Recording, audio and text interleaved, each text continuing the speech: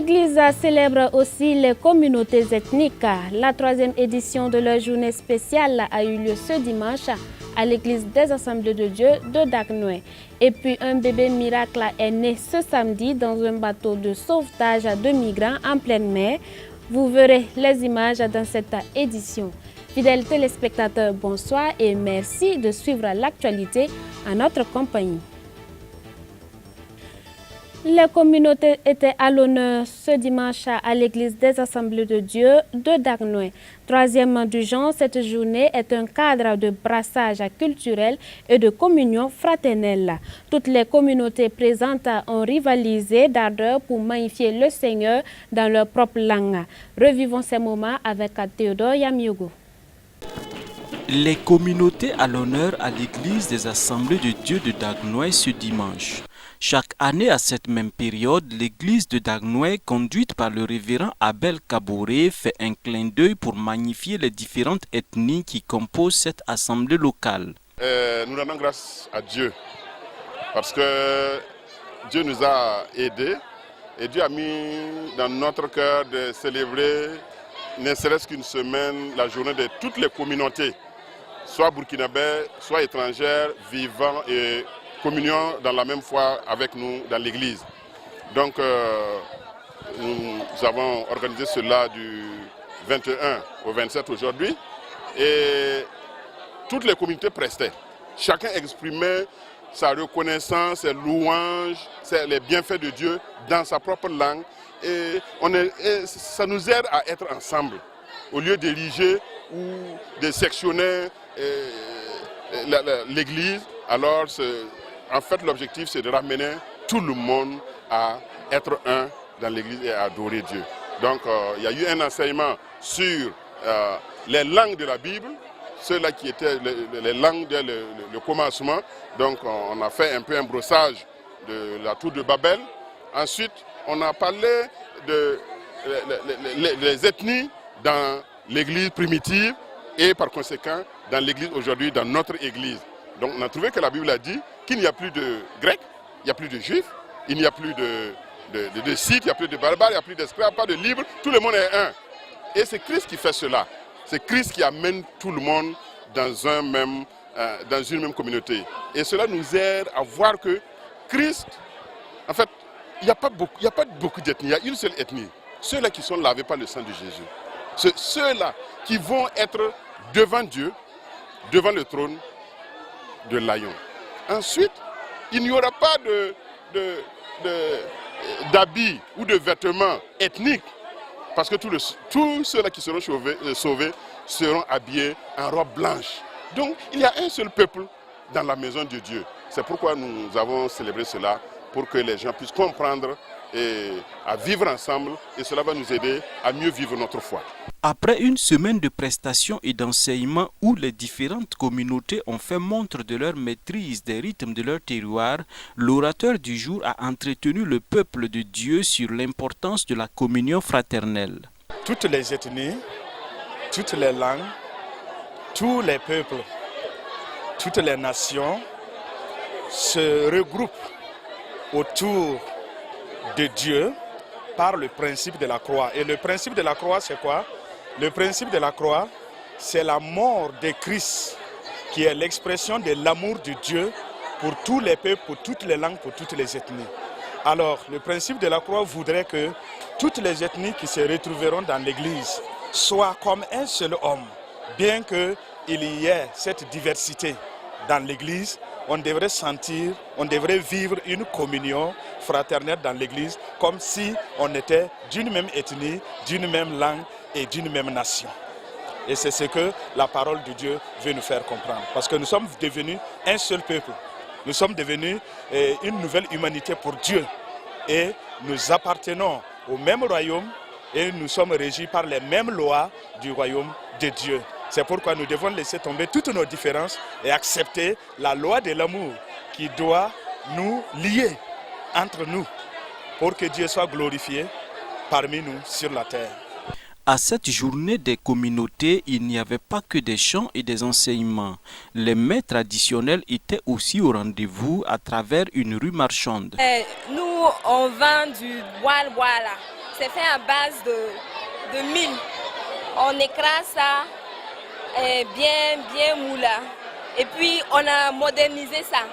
On a mis de la viande hachée et puis des oignons et puis dans une sauce bien. Donc si vous goûtez là, c'est vraiment bon. Nous sommes réjouis de cette semaine parce que nous avons vu que les gens se sont levés et ils ont participé vraiment. Et aujourd'hui, si vous remarquez pendant le culte, on sentait vraiment l'harmonie, l'union. Même si tu n'étais pas bissa, si on chantait un chant bissa, tu viens et puis tu danses. Donc il y avait vraiment la fraternité. Voilà. Je suis très heureuse parce que ça nous a permis de découvrir beaucoup d'autres cultures et que vraiment se rendre compte que par la grâce de Dieu, nous sommes devenus même chose et même famille. Et ça fait très plaisir. Vivement 2019 pour la 4e édition. Aussi, l'institution chrétienne évangélique de microfinance Microaide a soufflé sa 10e bougie. À marge de cette célébration de l'anniversaire, elle a organisé une nuit d'action de grâce et de reconnaissance à Dieu. Cette soirée a été l'occasion pour les responsables de la structure de faire le bilan des activités menées jusque-là, lequel bilan est largement positif. Théodore Yamiogo et Dieudonné Koumsaga pour le reportage. Des voix se sont élevées ce dimanche 27 mai 2018 pour rendre grâce à Dieu au regard de sa grâce qui repose sur Microaide. Au début de son opérationnalisation en 2008, l'institution de microfinance comptait une 50aine de membres. Un nombre qui a connu une croissance exponentielle dépassant 5000 membres de nos jours.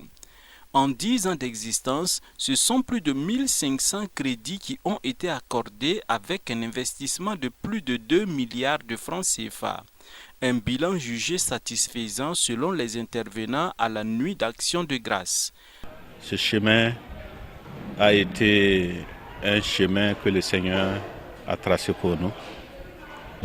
Bien entendu, au départ, cela n'a pas été facile de pouvoir mobiliser, mais Dieu a suscité des hommes, des femmes, des églises pour soutenir cette initiative et nous ne pouvons simplement que dire merci au Seigneur parce que nous avons vu son soutien tout au long du chemin.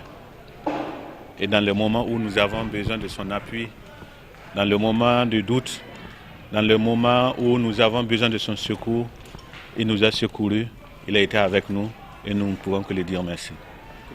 En tant que directrice de l'association professionnelle des systèmes financiers décentralisés, nous ne pouvons que rendre grâce à Dieu avec notre membre Microaide pour ces 10 ans, pour tout ce que Microaide a contribué dans le financement de l'économie nationale. Donc du bilan, on voit qu'il y a plus de 5000 personnes qui ont bénéficié des concours de Microaide et nous en sommes fiers. Avec pour vision de rayonner davantage dans l'univers des institutions de microfinance, Microaide nourrit l'ambition d'apporter plus d'innovation pour répondre aux besoins réels de ses membres. Dans cette lancée, Microaide peut compter sur le soutien de ses partenaires dont l'Association professionnelle des systèmes financiers décentralisés. Microaide, dans 5-10 ans, notre vision, c'est qu'elle soit une des institutions de microfinance de référence au Burkina Faso. Une institution qui va innover par rapport au reste du système, mais aussi une institution qui va être plus proche de la clientèle et qui va répondre au mieux aux besoins de la clientèle. Mais sûrement avec les valeurs que nous partageons, les valeurs chrétiennes, nous pensons que ces valeurs aussi vont être partagées avec tous ceux-là qui travaillent avec nous. C'est des valeurs qui apportent de la transformation parce que nous partageons ce que nous avons avec tous ceux-là qui travaillent avec nous. Et nous pensons que le Seigneur va nous assister pendant ces années à venir. Microaide, en tout cas, travaille pour pouvoir offrir des produits et services adaptés aux besoins des membres. Donc, hier, Micro-Aid a lancé un nouveau produit, le mobile banking. Donc, c'est une innovation, c'est un nouveau produit. Et l'association professionnelle, en tout cas, s'engage à faire tout ce qu'elle peut pour pouvoir accompagner Micro-Aid à réussir sa mission. Notons que la nuit d'action de grâce a été l'occasion de primer les 3 meilleurs de chaque catégorie qui ont participé au concours de slogans, slam et chorale. Hors de chez nous, à présent, le gouverneur du Maryland aux États-Unis décrète l'état d'urgence pour cause d'inondation. Suivez ces images. Des torrents d'eau dans la rue principale d'Ellicott City, dans l'État du Maryland aux États-Unis.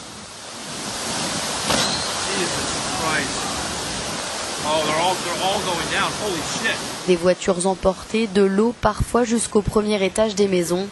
Des inondations soudaines et très violentes qui ont conduit le gouverneur du Maryland à décréter l'état d'urgence. Aucune victime n'est pour l'heure à déplorer. Les habitants sont toutefois invités à évacuer le centre-ville ou à trouver refuge sur des terrains en hauteur. Il y a 2 ans, la ville avait déjà connu un tel scénario, causant la mort de 2 personnes et obligeant la municipalité à d'importantes réparations. Toujours aux États-Unis, suivez la démarche plus ou moins optimiste du président américain Donald Trump qui s'exprime sur le potentiel de la Corée du Nord. En outre, les lignes semblent bouger pour la tenue du probable sommet entre la terre de Pyongyang et le pays de Longsam. Donald Trump a-t-il retrouvé son optimisme ? Après plusieurs jours de revirements diplomatiques, le président des États-Unis d'Amérique a souligné le potentiel brillant de Pyongyang dans ce tweet publié dimanche. J'estime véritablement que la Corée du Nord a un brillant potentiel et sera une grande nation économique et financière un jour. Donald Trump en a profité pour confirmer qu'une équipe américaine était arrivée en Corée du Nord pour préparer le sommet au cours duquel il devrait rencontrer Kim Jong-un. Ce sommet pourrait bien se tenir le 12 juin prochain comme prévu initialement. La rencontre surprise de samedi entre les 2 présidents coréens aurait fait changer d'avis Donald Trump qui avait annulé le sommet quelques jours plus tôt. Et puis, comme je vous le disais en début d'édition, à bord de l'Aquarius est né ce samedi un bébé miracle. Il est le 6e rejeton à avoir vu le jour sur ce bateau de sauvetage de migrants géré par SOS Méditerranée et Médecins sans frontières. Ce petit bébé, dans les bras d'une travailleuse humanitaire de MSF, est né samedi sur l'Aquarius, un bateau de sauvetage de migrants en pleine mer entre la Libye et l'Italie. Sa mère fait partie d'un groupe de 70 personnes qui dérivaient sur des boudins gonflables au large de la Sicile depuis jeudi. Elle a raconté avoir été emprisonnée, frappée et volée en Libye. Son bébé s'appelle Miracle et c'est le 6e enfant né à bord de ce bateau géré par SOS Méditerranée et Médecins sans frontières.